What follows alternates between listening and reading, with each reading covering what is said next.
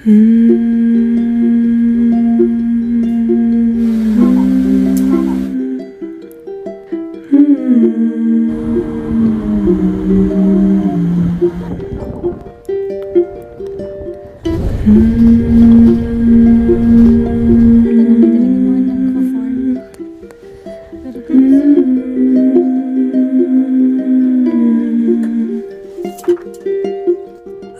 force makes the flowers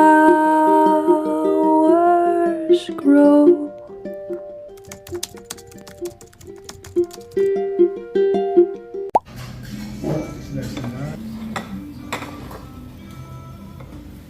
Good morning! So bago kami kumain ng asawa ko, dumaan muna kami ng bangko para makapagpagawa ng account ko. After the bank, nagpa-register naman ako sa Damonwa. Ito nga pala yung support group ng mga foreigners na nakapangasawa ng mga Korean citizens. Pagkasundo ko nga pala kay Sam, dumiretso na kami ng Mart. Bibilin kasi namin yung snacks niya para sa field trip nila tomorrow.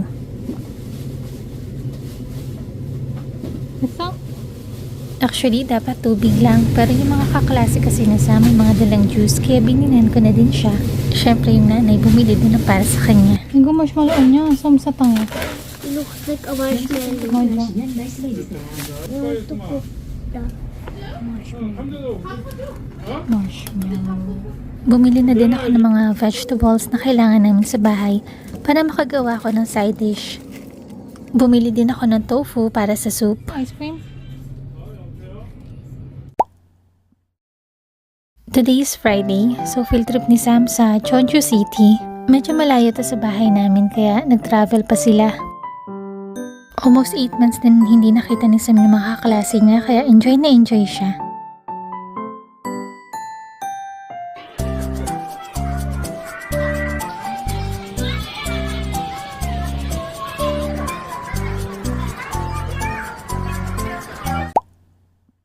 Kanina ko pa inaantay yung boss. Yung boss. Ito yung restaurant na in-applyan ko kanina. Okay naman yung interview ko. Pero ewan ko lang kung tatawagan ulit ako. Tapos pabalik na ulit ako sa house. Mamaya may interview ulit akong alas 7 ng gabi. Doon naman yun sa strawberry farm. Strawberry picking naman yung work. Sana makapasalil ako doon. Or plan B. Diba? So ayan, pauwi na ako sa bahay. Sobrang bilis lang ng interview as in. Luluto pa ako ng lunch ng asawa ko tsaka ng anak ko pagbalik sa bahay. So ayan, mga 5:30 PM, nag-iyak na ako para pumunta naman sa pangalawang a-applyan ko. Medyo malayo to sa bahay kaya inagahan ko. Siyempre, mas okay nang maaga tayo kasi naman late, diba?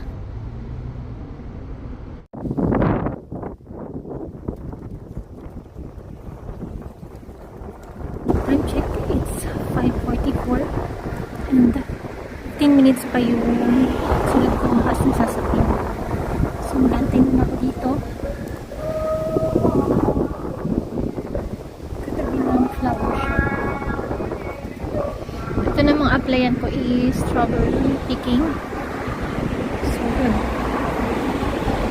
Nakasakay na ako, so etong outfit check ko. Ito din yung damit kong sinuot kanina pag-apply. Hindi naman dapat carbo yung suot ko kasi part-time lang naman yung ina-applyan ko. Actually, nagkulat din ako sa mga dinadaanan namin kasi puro farm talaga, tapos walang mga buildings. Guys, nasa kawalan. Grabe, layo. Mag-iintay muna ako dito ng mga hanggang before 7. Saka ako pupunta dun. Masyado akong maaga pero okay na kaysa naman late.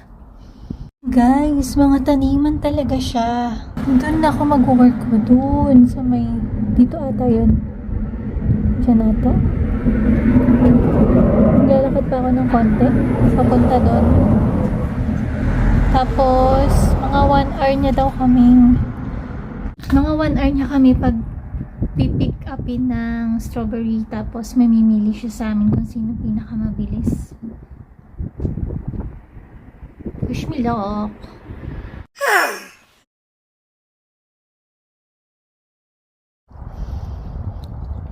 Sa kasamaang palad, uwi na tayo kasi. Bukas na lang daw ng alas 11 ng tanghali, pero ewan ko kung pupunta pa ako kasi layo. Dito na ako tapos hindi naman pala tuloy. Pero okay lang yan. May mga bahay-bahay dyan. Dyan ata nakatalaga yung mga nagpa-farm. Pero guys, grabe sobrang lamig today. Oh my god. Lag pala doon. Nagko-carb sila. Bas! Ang kainis! Yes, magagabi no. Hindi pa rin ako nakaka-uwi. Grabe, nag-aalala na ako baka paano ako dito. Tapos ang lamig-lamig. Nanginigos na yung bibig ko tsaka yung kamay ko. Finally, nakasakay din ako ng bus. Hindi nyo lang alam kung ano pinagdaanan ko sa bus stop kasi ang daming aso dyan. Kaya din ako nauwanan ng bus kanina kasi iniiwasan ko yung aso. Malapit na ako doon. Kabababa ko lang. Tapos, yun, nakita ko na yung place ng strawberry farm. Gusto ko sanang mag-bike kasi bumili yung asawa ko. Binilihan ako ng bike, kaya lang. Delikado pala kung magba-bike ako kasi two-way siya, tapos masikip yung daan. Baka mabangga ako kasi madaling araw pa yun. Baka hindi ako makita ng ibang kotse tapos lasing, diba? Alas 3 na madaling araw. So, hindi ko nga alam kung tutuloy ako or hindi. Maghahanap na lang ulit ako ng iba. So, yan. Papunta na ako dun sa bahay namin. Maglalakad na lang ako. Maglalakad na lang kasi wala naman nangyari sa lakad ko. Natipid-tipid. Hanggat wala pang nakukuha trabaho. Diba? Sobrang galing na nakaisip nito, no? Actually, batay nakaisip niyan kasi bakit daw walang red light sa sahig kasi lahat daw ng tao nakatingin sa cellphone.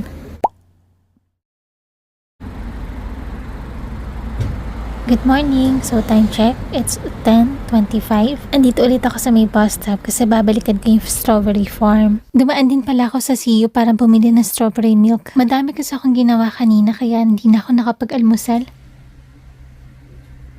Ayan na yung mga strawberry, guys.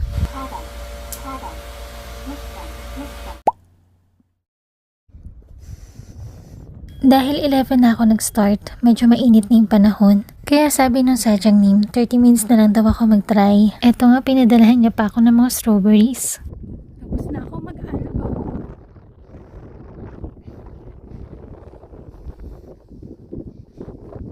Mga 7 minutes yung walking distance papunta ng bus stop. Okay naman sana dito, kaya lang parang hindi yata ako nakapasa kasi ang bagal kong kumuha ng mga strawberries. Hinahabol ako ng mga bubuyo, guys. Oh my god. May aso pa naman dito. Oh my god. Daming aso dito, nakakaloka. Dahil nga wala masyadong building dito, madalang yung mga bus na dumadaan dito. At dahil nga 30 minutes lang yung duty ko kanina, kumita ko ng mga nasa 250 pesos lang. Actually, matagal ko nang gusto mag-strawberry picking sa Baguio. Pero hindi nga natutuloy kasi ang busy ko. Actually, ang gandang experience yung naranasan ko kanina. Sasakay naman ako sa pangalawang bus, pupunta naman sa bahay namin. Ito pala yung nabili kong bus card sa CU. Ang cute, no? Ang galing talaga dito sa Korea, no? Kasi magpipintura sila kaya binalat nila isa-isa yung mga kotse para hindi madungisan. Alam nyo ba, super excited pa naman akong gawin tong side dish na to. Kaya ayan, tingnan nyo, sira na siya. Kailangan ko na siyang itapon kasi hindi na talaga siya makakain. Pwede ko naman ibalik dun sa mart na pinagbilihan ko, kaya lang hassle pa. Kaya next time, lesson learned, kailangan i-double check kung maigi. Buti na lang, fresh na fresh ng spinach. And gagawa nga pala ako ng side dish na udeng. Yung main ingredients talaga sa side dish ng Korea is carrots, onion, tsaka garlic, at tsaka sesame oil. Wala nang iba. Nagpainit lang ako ng tubig para sa side dish ng spinach. So ayan, walang pahinga ang first one pagkatapos ng strawberry farm. Kailangan ko naman maghanda ng lunch para sa asawa at anak ko. All in all, kahit hindi naman ako nakapasa, ang gandang experience pa rin yung mga naranasan ko. Mga around 2 p.m, pumasok na yung asawa ko, kaya nakagala kami ng anak ko. Pupunta nga pala kami sa may temple para magdasal, para makakuha na rin ng blessing ng Buddha. Pop girls. Pop girls ka pa dyan ah. Dumaan din pala kami sa may thrift shop, kaya may dalang espada yun si Sam. Doon namin nabili.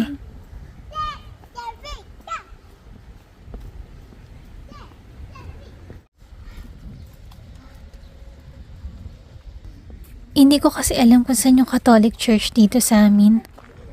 Puri iso eh nare. Maja. Mama, neko, diso. Chico mula so diso. Mama, can I draw my name there?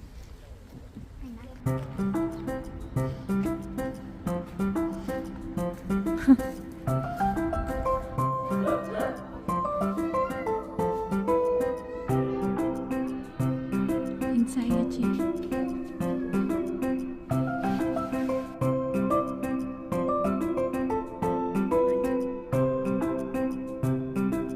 What's your prayer?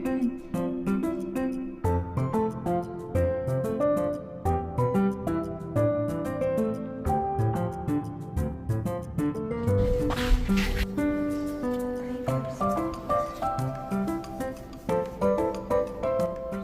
God, my mommy have our work.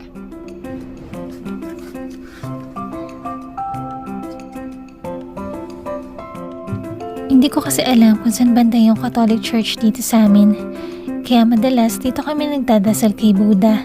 Buddhist kasi karamihan ng mga Koreans. Hanggang sa natutunan ko na din kung paano magdasal dito. Yung mga padasal nga pala dito may mga bayad. Depende kung anong gagamitin mong note. Katulad nito, ito 10,000 won to. Ako yang iya. Like and subscribe.